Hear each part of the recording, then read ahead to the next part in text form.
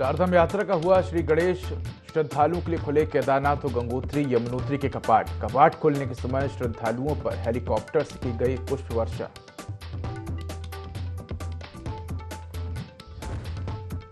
कपाट खुलने के बाद सीएम धामी ने की केदारनाथ में पूजा। प्रधानमंत्री नरेंद्र मोदी के नाम से की गई पहली पूजा। सीएम धामी बोले, पिछले सभी पुराने रिकॉर्ड तोड़ेगी यात्रा।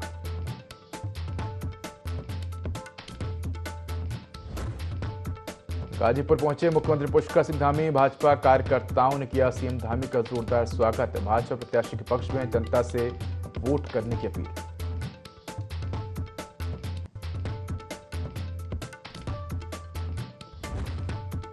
चारधाम यात्रा में आज बदलेगा मौसम। बारिश बर्फबारी का येलो अलर्ट जारी। तीर्थ यात्रियों को गर्म कपड़े और रेनकोट लाने की दी सलाह।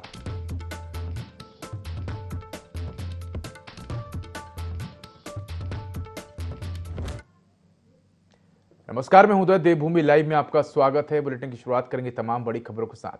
देवभूमि उत्तराखंड में चारधाम यात्रा शुरू हो चुकी है। ऐसे में मुख्य विपक्षी दल कांग्रेस के पिरान कलियर से विधायक फुरकान अहमद ने बयान देते हुए कहा कि इस बार चारधाम यात्रा में रिकॉर्ड तोड़ श्रद्धालुओं के आने की उम्मीद है। इसलिए सरकार को यात्रा मार्गों में चाक चौबंद व्यवस्था सुनिश्चित करनी चाहिए ताकि श्रद्धालुओं को किसी भी प्रकार की मुश्किलों का सामना न करना पड़े।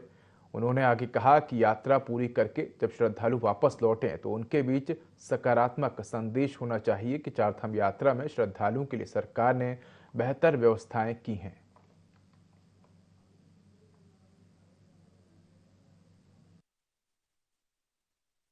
चारधाम यात्रा हमारे जो जायरीन, हमारे मेहमान जो आ रहे हैं, उन्हें अच्छी सुविधा मिलनी चाहिए, क्योंकि अगर मेहमान को अच्छी सुविधा मिलेगी तो वे हमारे प्रदेश का नाम रोशन करेंगे कि हम वहाँ गए थे, हमें अच्छी सुविधा मिली और हमारा ठीक तरह हमने दर्शन किए। तो अच्छी सुविधा सरकार की तरफ से होनी चाहिए। चारधाम यात्रा के पहले पड़ाव के लिए मां यमुना जी की पावन धाम यमुनोत्री के कपाट श्रद्धालुओं के दर्शन के लिए खुल गए हैं। बता दें कि इस साल की चारधाम यात्रा का शुभारंभ हो गया है। तो वहीं यमुनोत्री जी में अक्षय तृतीया के शुभ मुहूर्त पर वैदिक मंत्रोच्चार और विधि विधान के साथ तीर्थ पुरोहितों ने प्रातः 10:29 पर धाम के कपाट श्रद्धालुओं के दर्शन के लिए खोल दिए हैं। बता दें कि इससे पहले मां यमुना जी के प्रवास खरसाली में विधि विधान के साथ पूजा अर्चना की गई। वहीं पूजा अर्चना के बाद मां यमुना जी की डोली अपने भाई शनिदेव की अगुवाई में यमुनोत्री जी के लिए रवाना हुई।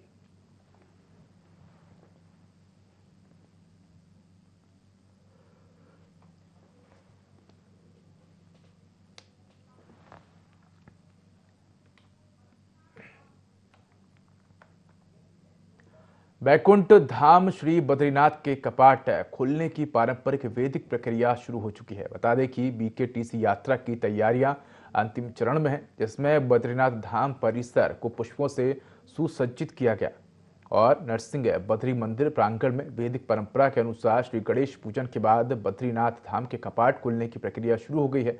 इस दौरान महालक्ष्मी मंदिर में मुख्य पुजारी रावल जी के सानिध्य में पूरे विधि विधान से पूजा अर्चना की गई।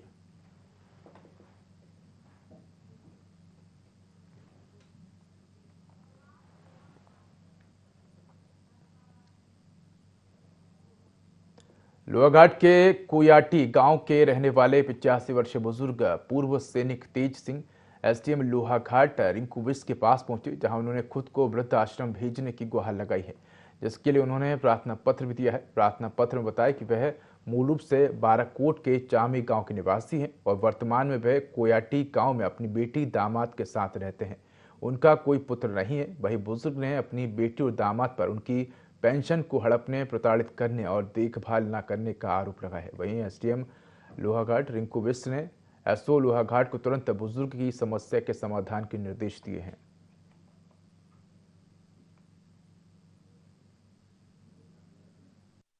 जैसे जब चली जाती आज तक नाती नातियों को पढ़ाया, नाती की शादी की। ऐसे मैंने रखा था कुछ 2-3 लाख हो रखे थे, फिर मैं बजट वही मैं इसमें चाह रहा हूँ 1 लाख रुपये मेरे को वादा भी दे दें और ये हाँ वहाँ जाऊँगा। एक और जहां सीमांत का उन्नतशील काश्तकार साल भर चितौड़ मेहनत के बाद गर्मियों में अपनी पहली खड़ी फसल मटर को तैयार होते देख ही रहे थे कि उसी वक्त जंगली सुअरों ने किसानों के खेतों में धावा बोलकर फसल चट कर दी। जोशीमठ प्रखंड के परसारी गांव के काश्तकार अपनी मटर की फसल को अपनी आंखों के सामने बर्बाद होता देखकर दुखी हैं। जंगली सुअर दिन में ही बेखौफ होकर मटर से भरे खेतों में घुसकर फसल को चौपट कर रहे हैं और किसान हताश होकर माथा पकड़े हुए हैं। वन विभाग के कड़े नियमों के चलते इन जंगली सुअरों पर ग्रामीणों द्वारा नकेल कसने की सभी प्रयास असफल साबित हो रहे हैं।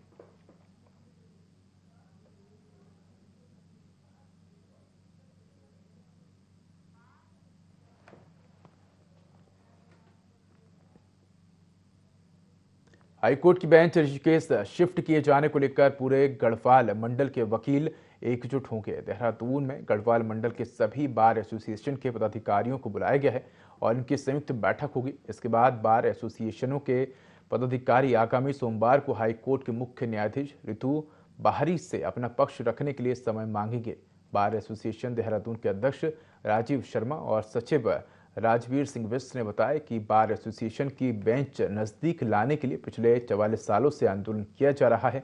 उन्होंने कहा कि हाईकोर्ट की बेंच को IDPL ऋषिकेश में लाने का चीफ जस्टिस का फैसला सही साबित होगा।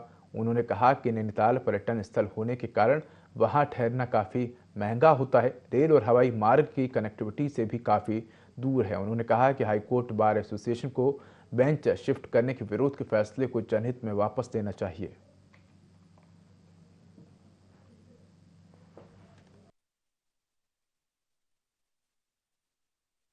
हमारी chief justice of Uttarakhand high court Shrimati Ritu Bahri ji ने एक निर्णय कल दिया है, जिसमें कहा है कि IDPL जो है मेरे ख्याल से अप्रोप्रिएट जगह है हाई कोर्ट बेंच के लिए। हम उनके निर्णय का स्वागत करते हैं, परंतु घोषणा होने के बाद, जुडिशियल ऑर्डर होने के बाद हाई कोर्ट बार एसोसिएशन ने शायद उसका विरोध किया है, जिसलिए उन्होंने उसको अपहोल्ड कर दिया और ये कहा है कि आप जनमत करके हमको बताइए कि अप्रोप्रिएट जगह IDPL के अलावा और कौन सी हो सकती है। हमारा कहना है जनमत को इंटरप्रेट करें। जनमत तो जो मास पब्लिक कहती है उसको जनमत कहते हैं। मात्र 200-250 वकीलों की विचारों को जनमत नहीं कहा जा सकता। हम लोग जनमत तैयार कर रहे हैं यहाँ पर देहरादून से, और हमने कल इस निमित्त समस्त गढ़वाल से जितने भी बार एसोसिएशन है उनके प्रेसिडेंट सेक्रेटरीज को यहाँ पर बुलाया है, उनकी मीटिंग कर रहे हैं और 20 में से 13 बार काउंसिल के सदस्य उस बैठक में रहेंगे। हम एक यूनानिमसली एक प्रस्ताव पारित करवा रहे हैं कि हम इस निर्णय का स्वागत करते हैं। हरिद्वार वन विभाग के कर्मचारी अब उत्तराखंड के जंगलों में लगी आग को बुझाने का काम करेंगे, जिसके लिए हरिद्वार वन विभाग के कर्मचारियों की एक टीम पहाड़ के लिए निकल चुकी है। निकलने से पहले हरिद्वार DFO वैभव सिंह ने सभी कर्मचारियों को ब्रीफ किया और उन्हें आग बुझाने के काम में लाए जाने वाले फायर उपकरण भी सौंपे। DFO वैभव सिंह ने जानकारी देते हुए बताया कि वन कर्मियों की 7 टीम पौड़ी और टिहरी जिले के जंगलों में तैनात की जाएंगी। बता दें कि हरिद्वार में अभी तक वनाग्नि का मामला सामने नहीं आया है और अगर भविष्य में आग लगने की सूचना मिलती है तो इसके लिए पर्याप्त इंतजाम किए गए हैं।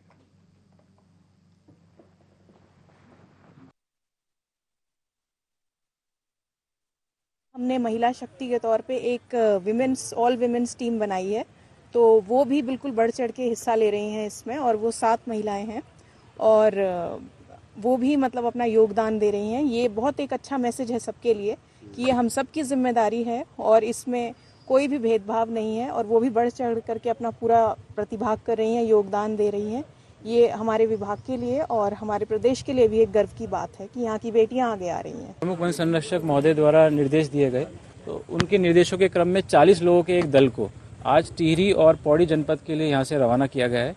इन लोगों को सभी उपकरण, फायर ब्लोअर्स, हेलमेट्स, किट्स जो है वो वितरित किए गए हैं और इन लोगों को वहाँ 2 टीमों में बांटा जाएगा। जो आधी टीम जो है नरेंद्र नगर वन प्रभाग की सकलाना और मानिकनाथ रेंज में कार्य करेंगी और आधी टीम जो है पौड़ी के जो संवेदनशील क्षेत्र हैं जहाँ बड़ी मात्रा में वनाग्नि की घटनाएं हो रही हैं उसमें कार्य करेंगे।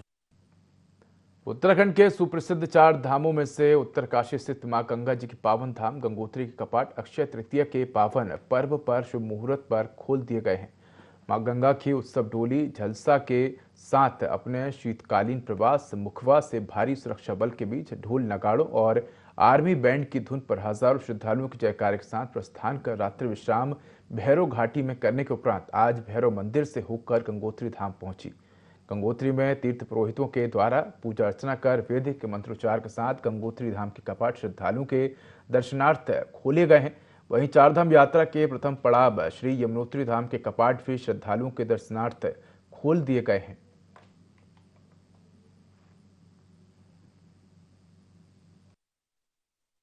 गुजरात से है और हमारा बहुत बड़ा ग्रुप है।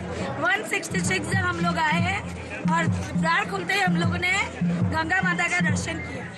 माँ गंगा के कपाट खुल चुके हैं और यमुनोत्री धाम में भी कपाट खुल चुके हैं। और गंगोत्री धाम की हम बात करें तो बड़ी संख्या में यहाँ पे श्रद्धालु पहुंचे हुए हैं। हमने भी अच्छे से दर्शन किए हैं और सुबह से ही लंबी कतारें गंगोत्री धाम में लगी हुई है और कह सकते हैं कि इस पल का सभी को इंतजार था और काफी खुशी का पल है और मैं सभी को अच्छे तीर्थ के पावन पर्व पर शुभकामनाएं देता हूँ। चारधाम यात्रा का विधिवत रूप से आगाज हो गया है। विधि विधान से सुबह 7 बजे केदारनाथ धाम के कपाट श्रद्धालुओं के दर्शन के लिए खोले गए हैं। हजारों श्रद्धालुओं के जयकारे के साथ बाबा केदार के कपाट खोले गए। कपाट खोलने के अवसर पर मुख्यमंत्री पुष्कर सिंह धामी पत्नी संग केदारनाथ धाम में मौजूद रहे। हजारों की संख्या में श्रद्धालु इस पल के साक्षी बने। इस दौरान केदारनाथ धाम ओम नमः शिवाय और बाबा केदार के जयकारों से गूंज उठा। ये कपाट खुल गए हैं, बाबा केदार के कपाट खुल गए हैं। ये हम लोगों के लिए बहुत उत्सव का दिन होता है, बहुत खुशी का दिन होता है, जिसकी प्रतीक्षा लगातार उत्तराखंड वासी भी करते हैं, चारधाम वासी करते हैं, पूरे देशवासी करते हैं। वो दिन आज हो गया है और यात्रा अच्छी हो, मंगलमय हो। हम भगवान से प्रार्थना करते हैं कि यात्रा के सभी इंतजाम राज्य की तरफ से किए गए हैं, शासन ने भी किए हैं। बहुत सारे हमारे तीर्थ पुरोहित समाज के लोग हैं, मंदिर समिति के लोग हैं, सारे लोग मिलकर यात्रा को सुचारू रूप से संपन्न करवाने के लिए लगातार प्रयास करते हैं और हमारा प्रयास है कि सबकी यात्रा सकुशलता से संपन्न हो, बिना विघ्न बाधा के संपन्न हो। भगवान सब पर कृपा करें। और आज यहाँ पहली पूजा कपाट खुलने पर माननीय प्रधानमंत्री नरेंद्र मोदी जी के नाम से यहाँ पर हुई है, क्योंकि उनका बहुत बड़ा योगदान यहाँ के पुनर्निर्माण और नवनिर्माण में रहा है। आज जो हमारा बाबा केदार का ये प्रांगण एक भव्य केदार और दिव्य केदार के रूप में लगातार एक नया स्वरूप ले रहा है, उसमें माननीय प्रधानमंत्री मोदी जी के प्रधानमंत्री बनने के बाद लगातार यहाँ पर 1, 2, 3 चरणों में यहाँ पर काम हुए हैं। बहुत सारे निर्माण के कार्य हैं, तीर्थ पुरोहितों के लिए यहाँ पर आवास की व्यवस्था है, स्वास्थ्य कर्मियों का है, यहाँ पर आस्था पथ से लेकर यहाँ पर जो यात्रा हमारी बहुत कठिन होती है, वो यात्रा कुछ ही घंटों में पूरी हो जाएगी। जो कई घंटे लगते हैं, जिसमें कई दिन भी लग जाते हैं। लोग रुक रुक के आते हैं, उनके लिए परेशानी होती है। जो वृद्ध लोग होते हैं, जो शारीरिक रूप से कमजोर। विकास नगर में एसडीएम योगेश मेहरा ने पदभार संभालते ही खनन माफियाओं पर ताबड़तोड़ कार्रवाई शुरू कर दी है। हाल ही में एसडीएम योगेश ने 6 अवैध खनन से भरे वाहनों पर सख्त कार्रवाई की है। साथ ही कालसी, चकराता और त्यूड़ी तहसील में आने वाली शिकायतों के निपटारे के लिए राजस्व की टीमों का गठन किया गया। साथ ही समय समय पर स्थलीय निरीक्षण भी किया जाता है।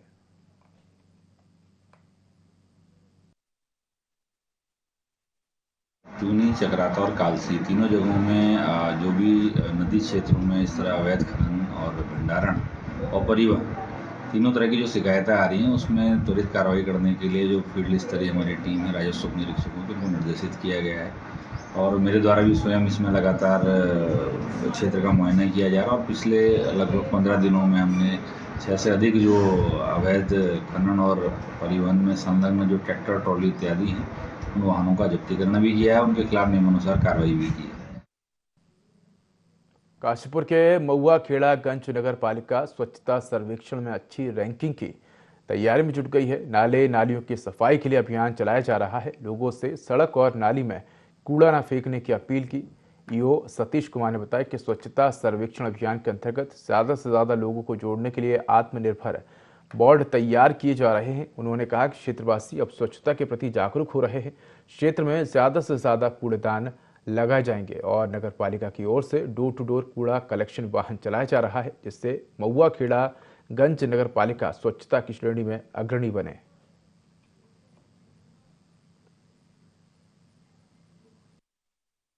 स्वच्छ भारत मिशन के तहत स्वच्छ सर्वेक्षण की तैयारी के लिए हमारे द्वारा नगर पालिका महुआखेड़ागंज के द्वारा नगर क्षेत्र में विशेष जोर से एक सफाई अभियान चलाया जा रहा है, जिसमें नगर क्षेत्र के हर वार्डों की विशेष सफाई अभियान, उनकी नालियाँ और नालों की सफाई अभियान, नगर क्षेत्र से बहने वाले सभी नालों की तली झाड़ की सफाई की जा रही है। और हर वार्ड में से हम उसको डस्टबिन फ्री वार्ड घोषित करने के लिए हमारी तैयारी है। और नगर क्षेत्र से हम पूरी तैयारी है कि हम इस क्षेत्र को डस्टबिन फ्री सिटी हम अपना महुआखेड़ागंज को हम बनाएं। हम जनता से हम ये भी अपील कर रहे हैं कि स्वच्छ सर्वेक्षण 2024 में हमारा जनता से हमारा सहयोग करे इस स्वच्छता को लेकर। विश्व प्रसिद्ध चारधाम यात्रा का विधिवत शुभारंभ हो गया है। कैबिनेट मंत्री प्रेमचंद अग्रवाल, हंस फाउंडेशन के भोले महाराज और माता मंगला देवी, कांग्रेस नेता प्रीतम सिंह ने हरी झंडी दिखाकर बसों के पहले बेड़े को यात्रा मार्ग के लिए रवाना किया है। बस ट्रांजिट कंपाउंड में चारधाम यात्रा की बसों को रवाना करने के लिए कार्यक्रम का आयोजन हुआ। कार्यक्रम में तमाम अतिथि पहुंचे, जिसमें सामाजिक, राजनीतिक और धार्मिक संस्थाओं के प्रतिनिधि शामिल हुए। कार्यक्रम में कैबिनेट मंत्री प्रेमचंद अग्रवाल ने कहा कि श्रद्धालुओं को बेहतर सुविधाएं और सुगम यात्रा करने पर सरकार का फोकस है। प्रत्येक श्रद्धालु बेहतर यात्रा की यादें अपने साथ लेकर वापस लौटे, यही प्रयास जारी है और लगातार श्रद्धालुओं की भीड़ चारधाम यात्रा के लिए बढ़ रही है। वहीं सीएम धामी से भी इस संबंध में चर्चा की जाएगी।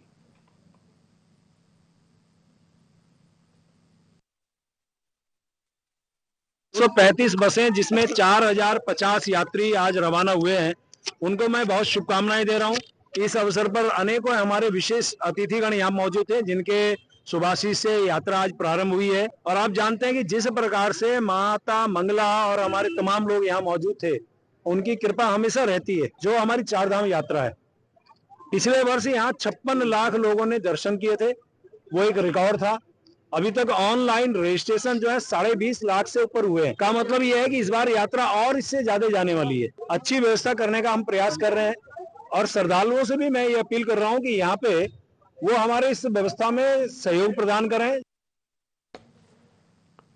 उत्तराखंड के एसटीएफ को राष्ट्रीय साइबर गिरोह को एक बड़ी सफलता मिली। एसटीएफ ने दिल्ली एनसीआर से 5 साइबर अपराधियों को गिरफ्तार करने में सफलता पाई है।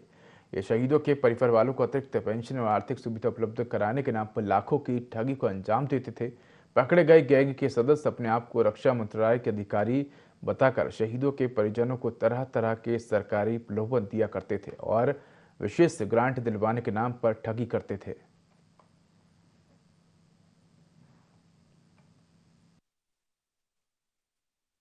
देखिए, कुछ दिनों पूर्व एक शिकायत हमें प्राप्त हुई थी, जिसमें कि एक बुजुर्ग आदमी के साथ में, सीनियर सिटीज़न के साथ में धोखाधड़ी की गई थी। जो ये सीनियर सिटीज़न थे, इनके पुत्र सेना में कैप्टन थे और कारगिल युद्ध के दौरान वो शहीद हो गए थे और उनको कुछ पेंशन और अन्य ग्रांट्स मिलती थी।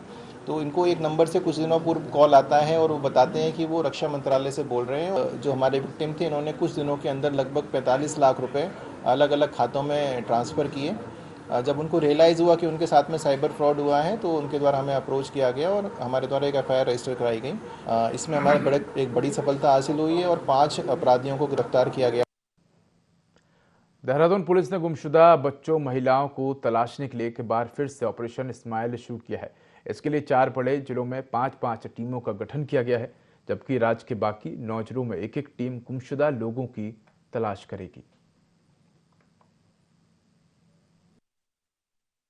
समय समय पर आप लोग अवगत होंगे कि हम विभिन्न अभियान चलाते हैं, क्योंकि आप देखते होंगे कि बहुत सारे लोग मिसिंग हो जाते हैं और मिसिंग के बारे में पता नहीं चलता है। देश बहुत बड़ा है और जनसंख्या हमारी बहुत है। कई बार लोग बिना बताए हुए दूसरे राज्य में काम करने के लिए चले जाते हैं, तो और यहाँ पे मिसिंग रिपोर्ट लिख दी जाती है। तो इस तरह की जो चीज़ें होती है, उसको कम करने के लिए, मिसिंग पर्सनस को इमीडिएट ट्रेस करने के लिए हमारी एक एसओपी है। उस एसओपी के तहत विभिन्न जनपदों में हमने डायरेक्शन दिया है, टीमें बनाई गई हैं, वो लोग कार्य करना उन्होंने प्रारंभ कर दिया है। हम 2 महीने तक इसमें अभियान चलाएंगे, क्योंकि चारधाम यात्रा का भी सीजन है, तो इसमें भी कई सारे लोग भीड़ भाड़ में खो जाते हैं, तो उसके अनुरूप ही हमने इसको भी चलाया। अक्षय तृतीया के शुभ मुहूर्त पर बाबा केदारनाथ धाम के कपाट खुल गए हैं। चारधाम यात्रा के आगाज के साथ विधि विधान से 11वें ज्योतिर्लिंग श्री केदारनाथ धाम के पट खोल दिए गए हैं। मुख्यमंत्री पुष्कर सिंह धामी सहित हजारों श्रद्धालु बाबा केदारनाथ दर्शन के प्रथम साक्षी बने। इस मौके पर सीएम धामी ने सभी श्रद्धालुओं पर पुष्प वर्षा कर उनका स्वागत किया और कहा कि राज्य सरकार ने अपनी तैयारियां पूरी कर ली हैं। यात्रियों की सुविधा और सुरक्षा को लेकर पुख्ता इंतजाम भी किए गए हैं। धाम यात्रा शुरू हो चुकी है। मुख्यमंत्री पुष्कर सिंह धामी ने पूजा अर्चना के बाद आने वाले यात्रियों का स्वागत किया। उत्तराखंड सरकार की बात की जाए, पूरी प्रशासन की बात की जाए, उन्होंने भी पूरी तैयारियां कर ली गई है और करीब 22 लाख से ज्यादा यात्रियों का रजिस्ट्रेशन हो चुका है। ऑफलाइन जारी है। मैं ND24 के लिए शहजाद अली, हरिद्वार। चमोली में प्रशासन चारधाम यात्रा को सुगम बनाने की तैयारी में जुटा है। जिलाधिकारी हिमांशु खुराना ने बद्रीनाथ राष्ट्रीय राजमार्ग पर चमोली से जनपद की प्रवेश सीमा कमेडा तक हाईवे का निरीक्षण कर व्यवस्थाओं का जायजा लिया। जिलाधिकारी ने NHIDCL के अधिकारियों को बाजपुर में हाईवे किनारे सुरक्षा के लिए क्रैश बैरियर लगाने के निर्देश दिए हैं। हाईवे पर करवटों की साफ सफाई और सुरक्षा के मद्देनजर साइनेज भी लगाने को कहा है। साथ ही पानी और बिजली की आपूर्ति सुचारू रखने के निर्देश भी दिए हैं। यहाँ से हमने 3-4 बैठकें करी है कि जो चारधाम यात्रा रूट है वो सुचारू रहे। इसमें रोड की व्यवस्था है और साथ ही साथ पेयजल है, शौचालय है, तो ये सब सुचारू रहे। तो इसके क्रम में भौतिक सत्यापन के लिए आज पूरी टीम के साथ हमने स्थलीय निरीक्षण किया और अधिकांश जो व्यवस्थाएं थी वो निर्देशों के अनुरूप मिली। कुछ जगह पर अगर शौचालयों में जो सुलभ के शौचालय हैं उसमें जो कर्मी हैं उनके तैनाती, ताकि साफ सफाई व्यवस्था सुचारू रहे और बिजली पानी की व्यवस्था, इसी क्रम में आवश्यक दिशा निर्देश दिए गए हैं। साथ ही साथ गौचर में जो हमारा बैरियर है वहाँ पर जो यात्री आएंगे उनके रजिस्ट्रेशन का वेरिफिकेशन भी होगा, तो उसके लिए कि वो 24 घंटे सुचारू रहे हमारा बैरियर, उसमें जनरेटर लगाने के निर्देश दिए हैं ताकि कहीं पर भी विद्युत व्यवस्था में कभी कोई कमी ना हो और जो यहाँ पर यात्रा व्यवस्था है वो श्री केदारनाथ धाम यात्रा के दौरान 8 हेली कंपनी द्वारा गुप्तकाशी, फाटा, शेर सी में अपनी उड़ानें चलाई जाएंगी, जबकि ट्रांस भारत एविएशन को 2 जगहों से उड़ाने की स्वीकृति मिली है। और वहां जिला पर्यटन अधिकारी एवं हेली सेवा नोडल अधिकारी राहुल चौबे ने बताया कि इस बार 8 हेली कंपनी की सेवाएं चलेंगी, जिसमें एक हेली कंपनी को 2 स्थानों से हेली सेवा उड़ाने की अनुमति मिली है। साथ ही IRCTC के माध्यम से मई-जून माह तथा सितंबर-अक्टूबर माह के लिए अभी तक 40,000 लोगों द्वारा टिकट बुकिंग का कोटा फुल हो चुका है। वहीं अगर इन बुकिंग टिकटों में से कोई टिकट बुकिंग कैंसिल होती है तो IRCTC द्वारा फिर से बुकिंग खोली जाएगी।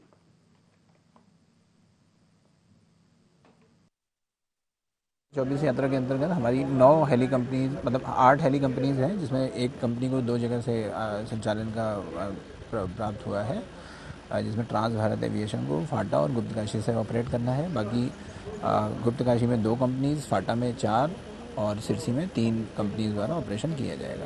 अभी तक जो जनरल टिकट्स हैं IRCTC के माध्यम से मई और जून दोनों माह के लिए व सितंबर व अक्टूबर दोनों माह के लिए पूरी रूप से बुक हो चुके हैं, जिसकी संख्या लगभग 40,000 के आसपास। 2 दिन पहले 6 तारीख को IRCTC द्वारा जो कैंसिलेशंस हुए थे टिकट्स में, उनकी बुकिंग खोली गई थी दिन में 12 बजे। तो फिलहाल इस बुलेटिन में इतना ही। खबरों का अधिक अपडेट कर देखते रहिए IND24। नमस्कार।